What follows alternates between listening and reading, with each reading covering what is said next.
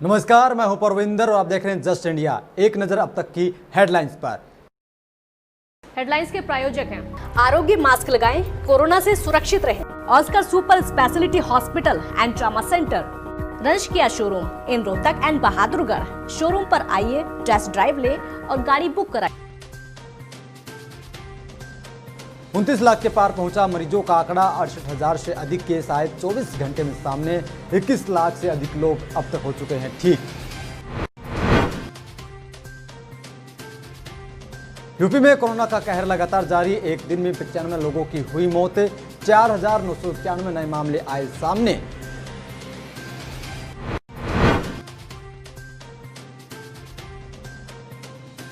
UP में लगेगा weekend lockdown. CM योगी ने की थी घोषणा, 55 घंटे का होगा लॉकडाउन।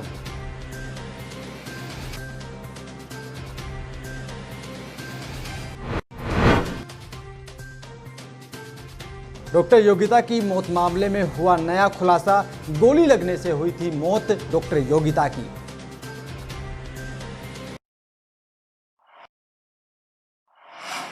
चलिए अब रुख करते हैं खबरों का। देश में कोरोना वायरस का कहर लगातार जारी है। कोरोना का आंकड़ा 29 लाख के पार पहुंच चुका है। पिछले 24 घंटे में भारत में कोरोना के 68,898 नए केस सामने आए हैं। 983 लोगों की अब तक मौत 24 घंटे में हुई है। अब तक कुल मिलाकर कहा जाए तो 29 लाख से अधिक लोग इस महामारी की चपेट में आ चुके हैं, जिसमें से तकरीबन 54,849 लोगों की अब तक मौत हो चुकी है। अच्छी बात यह है कि 21 लाख से अधिक मरीज ठीक होकर अपने घरों को लौट चुके हैं। वहीं लगातार बेहतर हो रहा रिकवरी रेट भी राहत की खबर है। रिकवरी रेट 74.30% हो गया है। 5 सबसे ज़्यादा कोरोना प्रभावित राज्यों में महाराष्ट्र, तमिलनाडु, आंध्र प्रदेश, कर्नाटक और उत्तर प्रदेश शामिल हैं। वहीं कुल मरीजों में से सिर्फ 0.28% मरीज ही वेंटिलेटर सपोर्ट पर हैं। भारत में 10 राज्य ऐसे हैं जहां अभी तक मौत का आंकड़ा 40 से भी कम है। अभी तक अंडमान निकोबार में 30, अरुणाचल प्रदेश में 5, चंडीगढ़ में 31, हिमाचल प्रदेश में 22, लद्दाख में 18, मणिपुर में 18, मेघालय में 6, मिजोरम में 0 और नागालैंड में 8 और सिक्किम में 3 लोगों की मौत हुई है। तो सरकार भी लगातार कोशिश कर रही है कि जो आंकड़ा बढ़ रहा है, जिस तेजी के साथ उस पर रोक लग सके।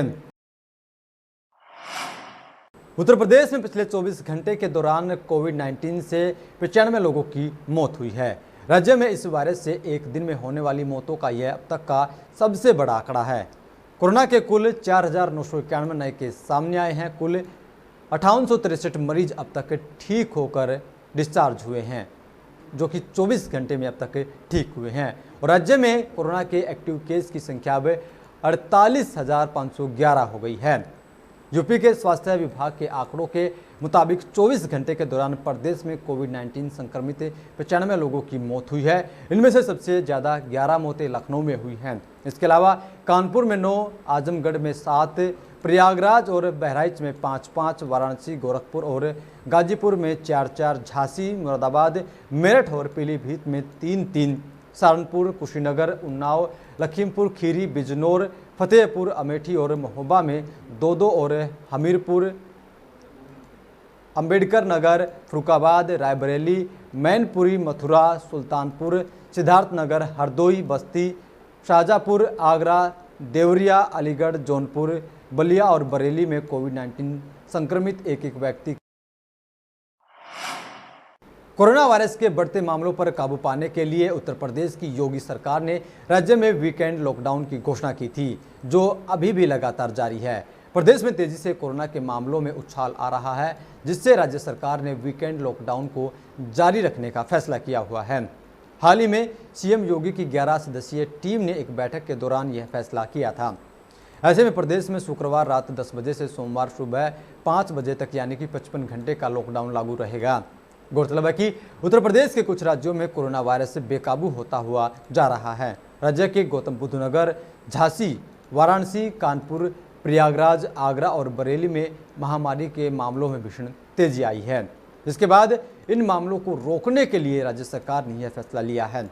वीकेंड लॉकडाउन के नियम काफ़ी सख्त हैं। हालांकि इनमें कुछ जगह पर छूट जो है वो भी दी गई है। अगर हम इन नियमों की बात करें तो राज्य में शुक्रवार रात 10 बजे से सोमवार सुबह 5 बजे तक यानी कि 55 घंटों तक तमाम मार्केट, बाजार और दफ्तर बंद रहेंगे। ज़रूरी सेवाएं जिनमें अस्पताल हैं, मेडिकल स्टोर हैं, दूध हैं और अन्य ज़रूरी कामकाज का जो सामान है वो आपको मिलता रहेगा। होट, गल्ला मंडी, व्यावसायिक प्रतिष्ठान यहाँ पर बंद रहेंगे। बेवजह की आवाजाही पर रोक रहेगी। इस दौरान घूमने पर जुर्माना भी देना पड़ सकता है। लॉकडाउन के दौरान ग्रामीण इलाकों में औद्योगिक कारखानों पर कोई रोक नहीं होगी।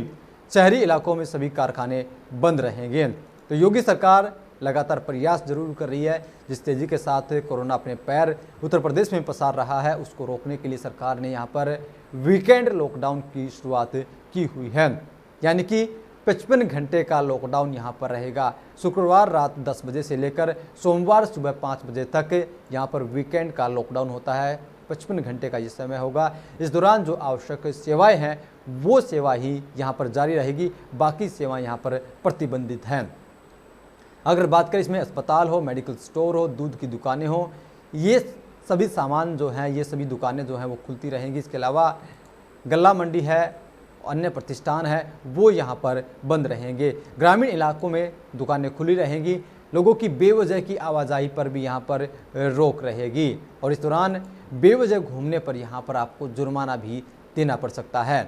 इसके अलावा शहरों की हम बात करें तो यहाँ पर तमाम कारखाने जो है वीकेंड के दौरान बंद रहेंगे।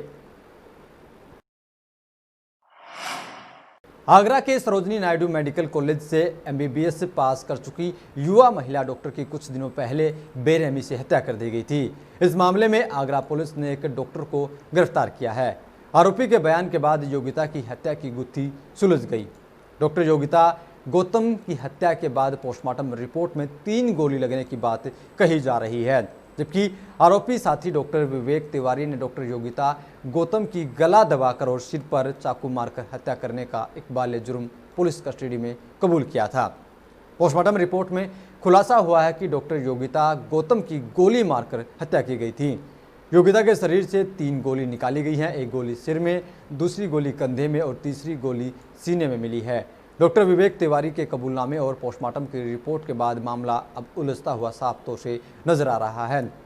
तो जिस तरीके से हत्या हुई थी उसके बाद एकाएक परतें खुली और उसके बाद साफ हो गया था कि आखिरकार कातिल कौन है। लेकिन अब जब पोस्टमार्टम रिपोर्ट सामने आई है तो ये गुत्थी एक बार फिर से उलझ गई है, क्योंकि जिस डॉक्टर ने कबूल किया था कि मैंने डॉक्टर योगिता की हत्या की है, उसने चाकू और गला दबाकर मारने की बात कही थी। लेकिन जब से पोस्टमार्टम रिपोर्ट सामने आई है उसके बाद ये मामला फिर से उलझ गया है, क्योंकि पोस्टमार्टम रिपोर्ट में गोली मारकर हत्या करने की बात कही गई है, यानी कि डॉक्टर योगिता के शरीर से 3 गोलियां निकाली गई हैं। ऐसे में अब पुलिस के लिए बड़ी चुनौती है कि आखिरकार कैसे इस मामले को सुलझाया जाए, क्योंकि जो आरोपी है वो कुछ कहानी अलग बता रहा है, लेकिन पोस्टमार्टम रिपोर्ट जो आई है उसमें कहानी कुछ और ही निकल कर सामने आ रही है।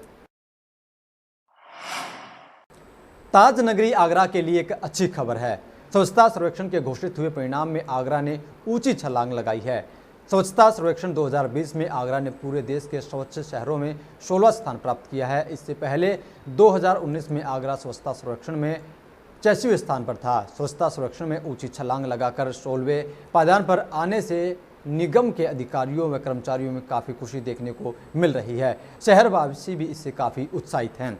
इसके अलावा उत्तर प्रदेश में आगरा दूसरे स्थान पर आया है। आगरा नगर निगम में इसको लेकर जश्न का माहौल है। पटाखे, ढोल की थाप पर लोग थिरकते हुए नजर आ रहे हैं। आगरा मेयर नवीन नैन ने सभी शहरवासियों को बधाई भी दी है।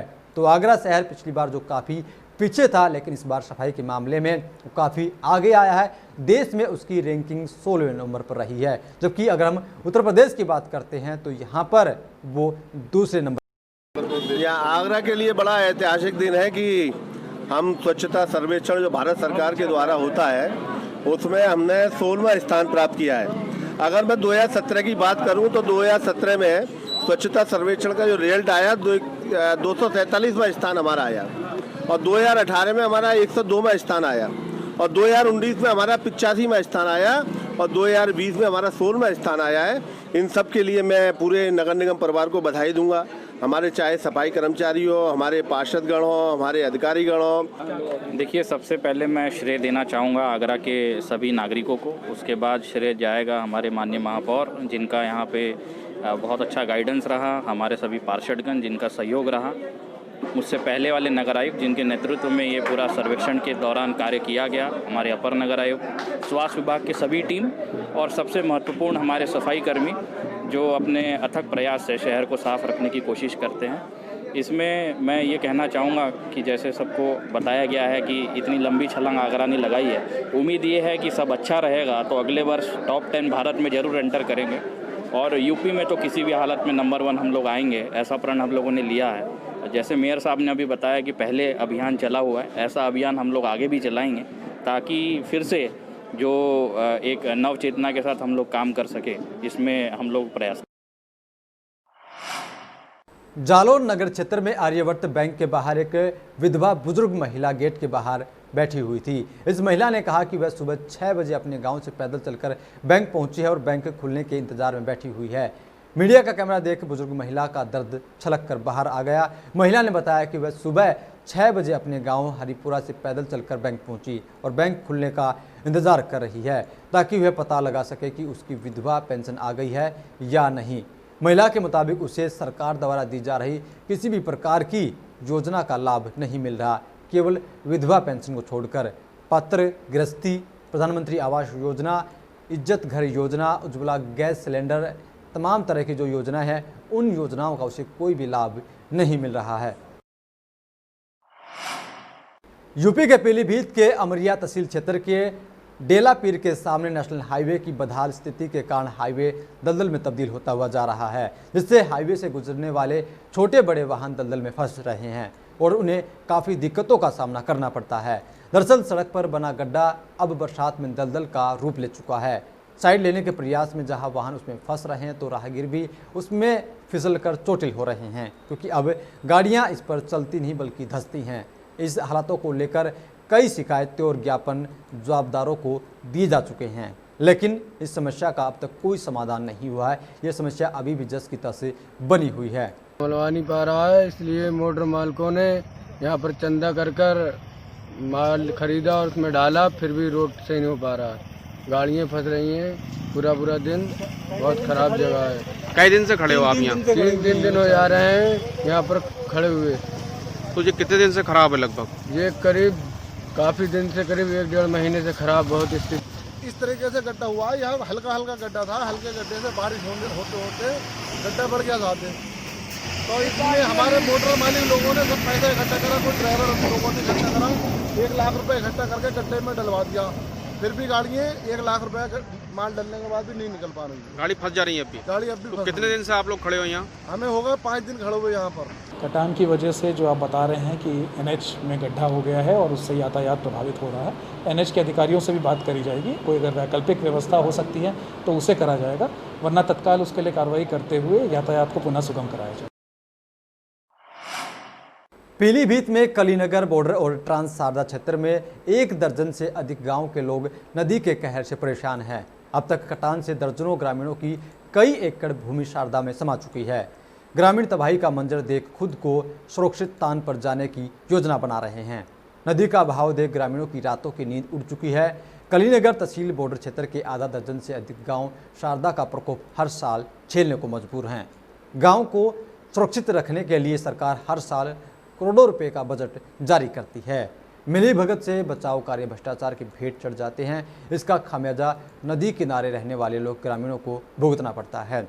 इस समय नदी का बहाव काफ़ी तेज होने के साथ साथ कटान में भी तेजी आई हुई है। गांव सहित आसपास रहने वाले दर्जनों किसानों की भूमि जमीन शारदा में समा रही है। भूमि पर धान, गन्ना, केला सहित अन्य फसल भी शारदा में बहती हुई साफ तौर से दिखाई दे रही हैं।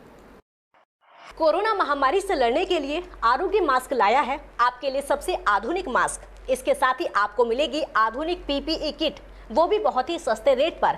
contact@arogyamask.com पर जाएं और हमसे संपर्क करें या फिर www.arogyamask.com से जुड़ें। इसके साथ ही आप हमें कॉल कर सकते हैं। हमारा पता है Anand international, plot number 181, sector 25, Panipat, Haryana.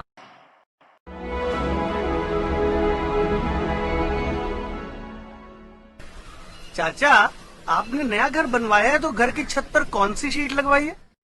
बेटा, मैंने अपने घर की छत पर एशियन शीट लगवाई है, क्योंकि वो कभी न मिटने वाले ओरिजिनल निशान की चादरें हैं। साथ में ISI का चिन्ह, 5 साल की वारंटी के साथ साथ पैसों का सही मूल्य देने वाली वही इकलौती शीट्स है। क्योंकि नाम नहीं, पहचान जरूरी है। फिलहाल इस बुलेटिन में इतना ही। आप देखते रहिए जस्ट इंडिया।